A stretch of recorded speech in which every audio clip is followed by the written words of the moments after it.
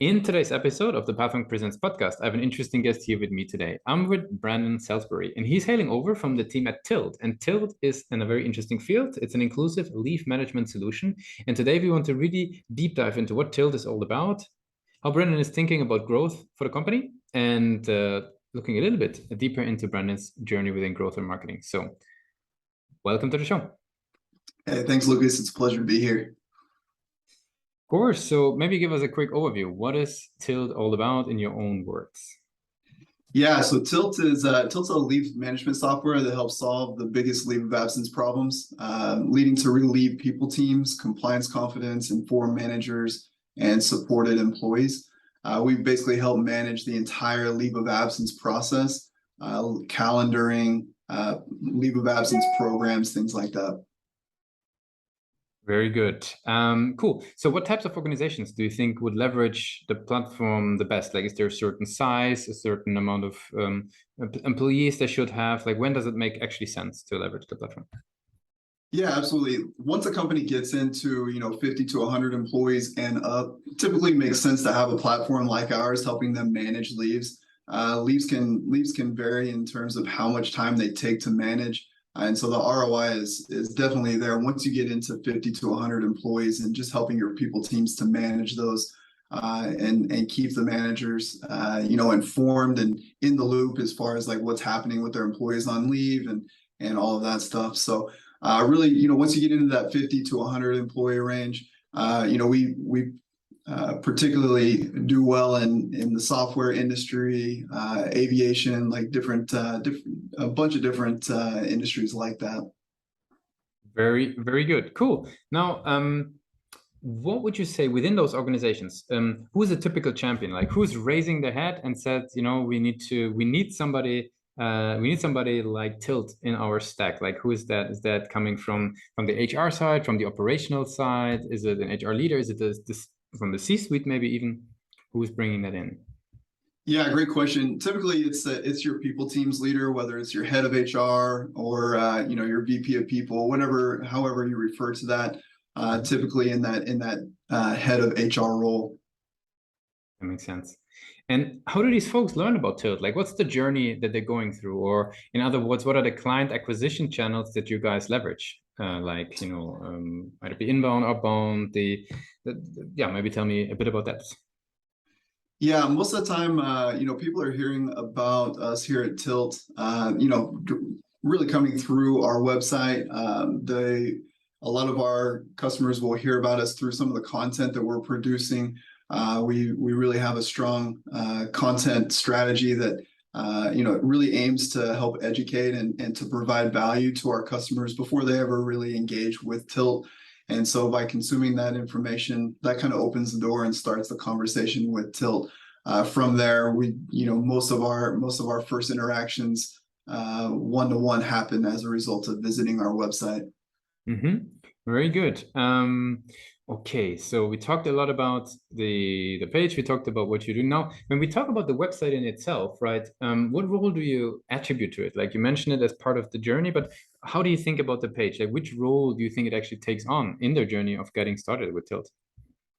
Yeah, like I said, like our website really is the entry point and that introduction to us. Everything that we do outside of that really funnels people to our website where they can, consume our content or learn more about our product.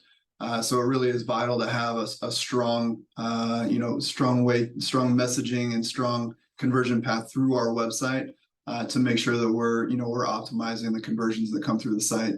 Mm-hmm. You mentioned conversions there. Like, what I like to ask is, and people always on the show are, telling me that there's a little bit of always work in process on the website. Like, where do you see sort of a strength of the website versus where do you even see room for improvement? Like, what's your perspective on that? Yeah, for our website, like our strength is really in how we've laid it out and how you can, depending on what you're looking for, whether it's content or information, or whether it's understanding the role of our product or how it works. It's very well laid out and very easy to navigate and find what you're looking for. Very easy to get in contact with us. We're always trying to improve our messaging to make sure that we're speaking to the right customer, the right potential buyer. And then just making sure that, as people are going through our website, that we're matching up their journey with what content is being displayed to them. Interesting. I mean, it's quite interesting because when we talk about the page, like, the cookieless future has been coming up a little bit. Now, you mentioned a conversion optimization part, like maybe before we jump into the cookies, what have you learned over the years? Like, what are great ways to actually, help to foster that conversions? Is there any like tools, methods, approaches, schools of thought that you've been picking up over the years as a marketer when it comes to, driving, for example, demo requests from the website?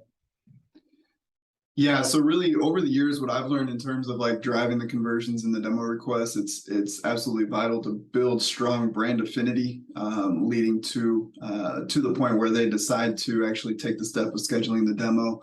If you're putting out value-added content, you're really helping to educate the buyer, not just through a blog article on your website, but really through things like dark social, through community groups and things like that to help once again add that value and really drive that affinity for your brand. Then that all of that work up front really helps to drive the conversion rate once they get to your site and they decide they're making that decision of whether or not they want to schedule a demo. Really helps to educate them on who you are going into the demo so that they're even more educated on what your product does and better qualify going into that process. Really helps to support your sales team as well. Let's switch gears a little bit. Actually, we talked about the website now. What I would love to do is learn a little bit more about yourself as a marketer. So first and foremost, there's so much content out there, right? You could keep on studying on growth marketing and different strategies and technologies all day long. Like, how do you personally like to filter? Like, what's your go-to places, go-to resources with all the noise in the marketing world out there? Yeah, so for me personally, my go-tos are looking for people who have done it, people who are successful. I spend a lot of time on LinkedIn, with key influencers there that just studying their methods and understanding what they're all about.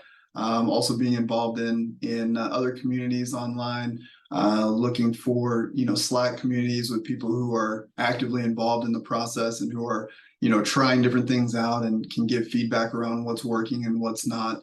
That's kind of where I like to live. I also have great mentors, personal mentors that they've been involved in marketing for a while. They've seen the evolution and can kind of help coach me along and keep me nimble as as the evolution of marketing takes place. Now, to wrap it up, I have some rapid fire questions. Are you ready for those? Hey, I'm ready. Let's do it. What is the last book you read or the last podcast you listened to?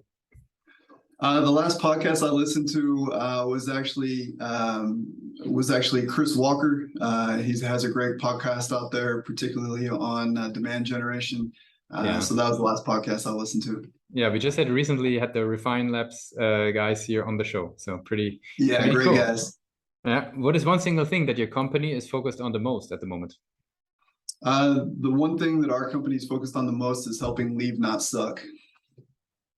That's straightforward. If there would be no boundaries in technology, what's the one thing that you would fix for your role in marketing today? Oh, if there was no, that's a tough question. If there are no boundaries on marketing, really just visibility into all of our potential buyers and understanding their needs and wants. What's the last thing that kept you awake at night about the company? The last thing that kept me awake at night about the company, man, I sleep really well, I got to tell you, Lucas. But let's see, I would say last thing that kept me awake. If you sleep well, that's fine. I don't want to force it. Yeah, I got to say, man, I sleep pretty good. Awesome. Very good. That's actually better to hear than things keeping you up at night. So very good. For the very last question, right? I would love to do a bit of time travel. Let's go back to let's say to your first gig in marketing, right? You're just getting out of formal education into the world of marketing. What's the one advice that you would give yourself for your journey? The one piece of advice I would give myself from the beginning is really stay connected to the customer. Talk to as many customers as possible. Always stay connected. That's something that really changed the trajectory for me as a marketer, helped me become effective. not just understanding their buying habits, but also who they are personally, what makes them tick, what's their goals, what are they fearful of, and how can we help alleviate those fears. And that changes over time. So staying connected to the customer continuously is vital in our role. Mm-hmm. And I really appreciate you took the time with us today to be a guest in Pathmark Presents episode. I want to give you the very last word. If somebody would be forgetting all that we discussed about Till today, what's the one thing that they should remember? Yeah, the one thing they should always remember about us is that we're on a mission to make leave not suck and give leave some love. Thanks a lot for being a guest on Pathmark Presents.